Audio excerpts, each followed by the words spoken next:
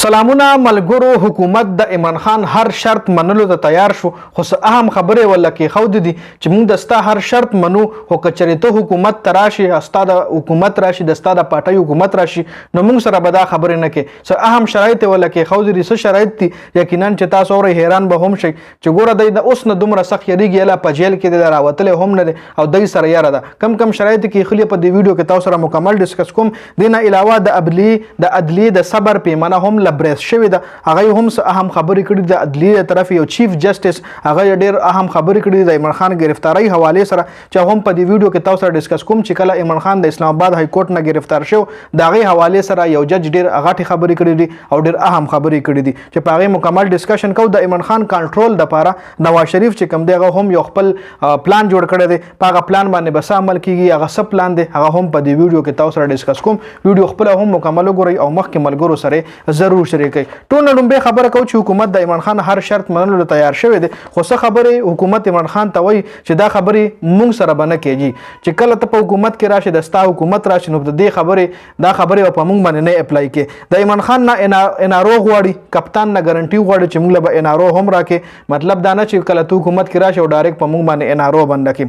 د دې باره کې نجم سیټ دا ویلي دي چې دا ټول سیاسي پارټیان چې څومره هم دي دا سوچ ته کچري عمران خان حکومت ته راغلو نو دا ځل به عمران خان شلو کالو ته حکومت ته راځي او بیا زمون خیر نشته. او عمران خان ته په کار دي چې غزان کې غټه تبدیلی راولي او تبدیلیم داسې راولي چې هغه مونږ له مطلب انارو راکوي، په مونږ باندې څه کیسز نه جوړي. ځکه چې عمران خان یو خپل دور حکومت کې وایي څه غلط کارونه داسې کړي، غلط کارونه دی څه وایي، غلط کارونه دی لوي چې نیب چې کم دی عمران خان نیب دی پسې لګول او چې چا کرپشن کړي وای راویني صاف او شفاف الیکشن د پر ټول جماعتونه تیار دي، خو د عمران خان نه بس خبرو ګارانټي چې کم دی هغه غواړي. یو خبره پکې دا چې عمران خان به صرف خپل حکومت نه جوړي، نورو پارټو سره نورو سیاسو پارټیانو سره به ځان یو ځای کوي نو حکومت په جوړي. دا نه چې صرف د پی ټی آی حکومت په ملک کې نه چې نور پارټیانو کسان به هم ځان سره په حکومت کې شاملای. د نه علاوه نیب بنورو سیاسو پارټیانو رهنما لیډرانو پسې نه لګای چې یاره د هغه گرفتاری دی کړی، یا هغه پسې د کیسونه راواچي، یا هغه انویسټیګیشن دی کوي، نه دی ریکاوري کوي، یا هغه معلومات دی چې د کرپشن څومره کړی دی. نو نیب نورو سیاسي لیډرانو پسې نه لګای وره جی د قانون بالادستی به کوي، داسې قانون به نه راولي چې نور سیاستدان پکې راګیري او آرمي نه خپل پولیس فورس هم نه جوړي. دا ټولې خبرې عمران خان نه ګارانټي کې غواړي، خو عمران خان چې کوم دی صفال فاز وکي ولا ویلي چې نه نور تاسو به کرپشن کړی او زه په تاسو باندې کیسونه نه راشم، تاسو به کرپشن کړی او نه به تاسو لسنه وي، تاسو به کرپشن کړی، د دنیا پیسې به مو د پاکستان د غریب عوامو دا کړی او انارو به واخلي بل ملک ته بځای ولې خیر دی. عمران خان دی خبرو منلو ته تیار نه دی. بل د عدلیه چې کوم دا غي د طرف هم یو اهم بیان جاری شوی دی. شیری مزاری گرفتاری کیس کې په اسلام آباد های کورټ اسلام آباد های کورټ کې نن شیری مزاری گرفتاری کیس چلیدو چې پای کې یو ډیر اهم جج جسټس محسن اختر ویلي دي چې په دې ځای کې په دې اسلام آباد های کورټ کې یو کس خو عمران خان یادولو چې غیر قانوني طریقې سره گرفتار شو، د های کورټ دروازې ماتې شوې.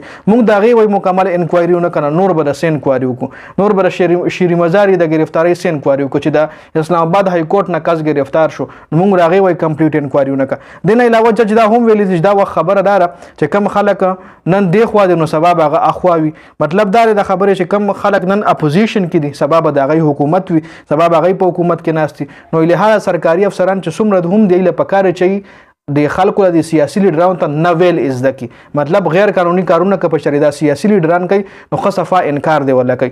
ځکه نن د یو حکومت ته سبا د بل حکومت ته نن چې یو کس غیر قانوني کارو کې د سیاسي لیډر د لپاره یو سرکاري افسر د سیاسي لیډر د لپاره غلط کارو کې غیر قانوني کارو کې نو سبا به د غبل پټي حکومت پر راشي بولوي چې وای کنه تا داسې کار ولې کول، خپل بیا به سرکاري افسر چې کوم دی ابا گیر شي ویجی او د سیاسي لیډر به نارويشتي بل ملک کې بناستي. بل طرف ته نواز شریف چې کوم دی هغه هم یو پلان تیار کړی دی چې موږ به عمران خان څنګه کنټرول کوو. د عمران خان کنټرولای د لپاره هغه یو پلان تیار کړی. پلان داسې دی چې سینیئر صحافي دی چې جنید سلیم نوم دی هغه دا انکشافات کړی دي. هغه ویلي دی چې عمران خان کنټرول لپاره نواز شریف انټي اسټابلیشمنت بیانیه اجازه غوښته دي. لکه مطلب نواز شریف له هم پته لګیدل چې دا وخت ملک هغه لیډر خوخیږي چې کم د اسټابلیشمنت خلاف، لکه دا خو دغه سوچ غلط اسټابلیشمنت خلاف ولې یو کس پاسه به فضل خبره کوي. نو دا خو دغه سوچ غلط ته خو وای چې څنګه مخکې هم د نواز شریف پر باجوا دور چې سټیم باجوا دلته د آرمی چیف باجوا او د عمران خان حکومت نو نواز شریف پر باجوا خلاف چې کوم دی بیانات جاری کول. نو اوس دغه رنګ یو فکسینګ دی کوي چې زبر اسټابلیشمنت خلاف بیان جاری کوم، خو تاسو مال سره وای د عمران خان دغه لپاره کنټرول کولو د لپاره جی. نو دا هم اپډیټس په دې ویډیو کې د ویډیو کتلو زیات مننه جی. والسلام.